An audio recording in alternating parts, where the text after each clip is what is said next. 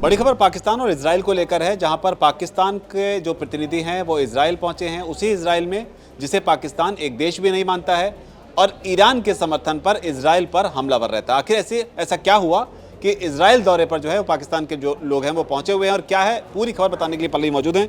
Pallavi, Israel और पाकिस्तान अगर कहें इन दोनों का 36 का आंकड़ा रहता है तो शायद गलत नहीं होगा, लेकिन अब इसमें नई अपडेट क्या आ रही कि इजराइल के साथ भी पाकिस्तान जो है वो कहीं ना कहीं सटने की कोशिश कर रहा है।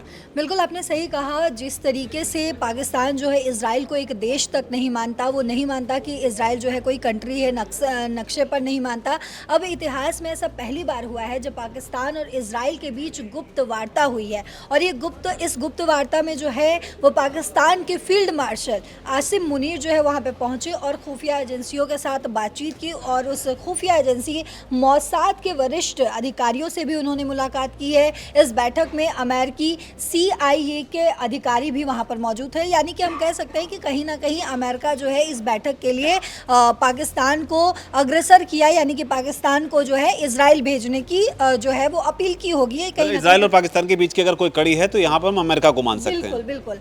तो आपको ये भी बता दें सर कि पाकिस्तान ने अब तक इजराइल को कभी भी मान्यता नहीं दी थी। ये हम मानते हैं, इसे कट्टर दुश्मन मानता आ रहा है। पाकिस्तानी नागरिकों के लिए इजराइल जाना तक गुनाह माना जाता है, यानी कि कोई भी पाकिस्तानी जो है वो इजराइल नहीं जा सकता। अगर इजराइल गया है तो उसने गुनाह किया है, ये भी कहा जाता है। लेकिन इस मुलाकात का मकसद जो है वो ये कहा जा रहा है कि गाज़ा में शांति स्थापित करना था, यानी कि ये जो बैठक हुई है, जो भी गाज़ा में जो भी स्थिति बनी हुई है उसको लेकर ये कह रहे हैं कि हम गाज़ा में शांति स्थापित करना चाहते हैं। अब इस ऐतिहासिक मुलाकात के प्रमुख प्रतिभागी कौन थे वो भी आपको बता दूं।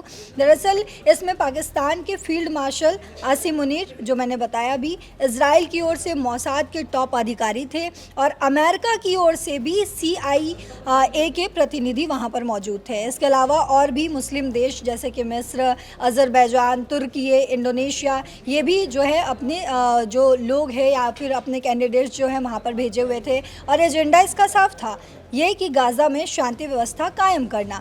इसके अलावा आपको बता दें कि इजराइल ने पाकिस्तान से 20,000 सैनिक भेजने का अनुरोध किया, जिस पर पाकिस्तान ने सहमति भी जताई है, और ये सैनिक इंटरनेशनल स्टेबलाइजेशन फोर्स का हिस्सा होंगे। आसिम मुनीर ने यह भी कहा है कि पाकिस्तान का रोल केवल शांति रक्षक का होगा, किसी संघर्ष में शामिल ये नहीं होगा, क्योंकि इजराइल की तरफ से अल्टीमेटम दिया गया पाकिस्तान को कि आप जो है वहाँ पे सिर्फ शांति वार्ता के लिए जाएंगे, आपका और किसी भी चीज़ में इन्वॉल्वमेंट नहीं होना चाहिए, किसी भी संघर्ष में आप शामिल नहीं होने चाहिए। इजराइल ने भी ये स्पष्ट किया कि पाकिस्तानी सेना सिर्फ ऐसे जोन में जाएगा जहाँ पे सुरक्षा कवच जो है वो काम करेगी, यानी कि आप किसी भी तरीके का जो है अटैक नहीं कर सकते हैं, किसी भी तरीके से आप किसी बातचीत में हस्तक्षेप नहीं कर सकते।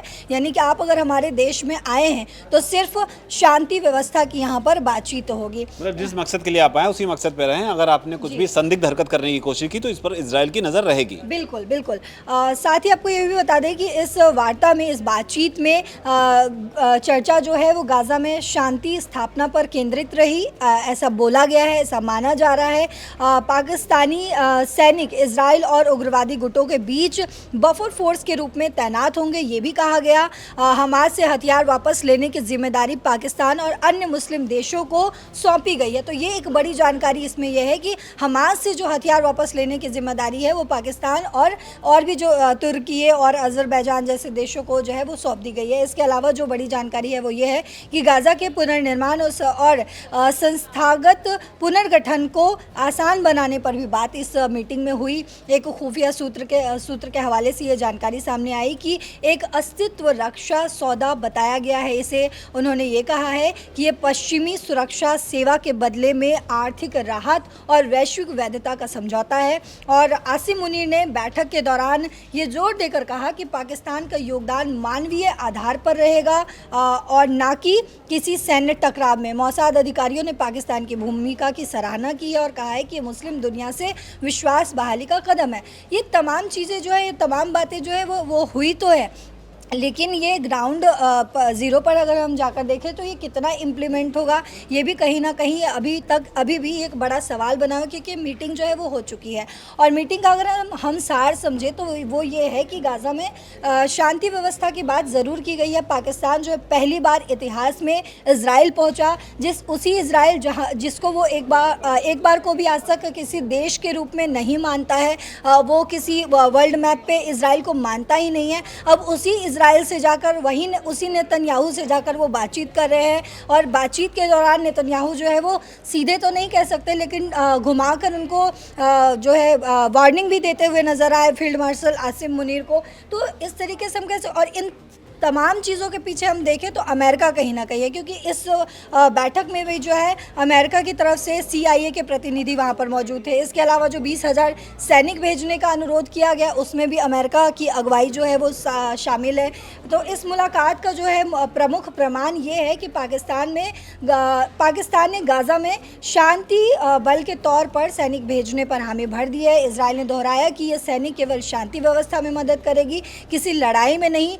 पाकिस्तान को इससे कई फायदे मिलेंगे, जैसे अस्थायी राजनयिक राहत, नियंत्रण रेखा पर भारतीय सैन्य दबाव में कमी और पश्चिमी मानवाधिकार संगठनों की चुप्पी। तो ये सौदा पाकिस्तान को पश्चिमी गठबंधन में शामिल करने की दिशा में एक बड़ा कदम माना गया है, जहां आर्थिक और राजनयिक लाभ चुपचाप दिए जा रहे हैं। लेकिन अभी भी सवाल यही है सर कि क्या ये पाकिस्तान की लंबे समय से चली आ रही इजराइल विरोधी नीति में बदलाव लाएगा? तो इस पर जो विशेषज्ञों का कहना है, मानना है, वो ये है कि ये जो है मजबूरी का एक परिणाम है। यानी कि पाकिस्तान जिस तरीके से हमेशा अमेरिका का पिछलग्गू बना हुआ है, हर बात जो है वो अमेरिका अगर गलत भी कह रहा है, कहीं ना कहीं अगर किसी बात को लेकर वो नहीं चाहते पाकिस्तान माना, तो भी वो अमेरिका की बात मानते हुए नजर आ रहे। तो इस पर विशेषज्ञों का अभी तक यही कहना है कि वो मजबूरी में ये सब कर रहे हैं। मजबूरी में कर रहा है, पश्चिमी गठबंधन का हिस्सा बनने की कोशिश यहाँ पर पाकिस्तान कर रहा है। इसराइल के साथ उसके संबंध जो हैं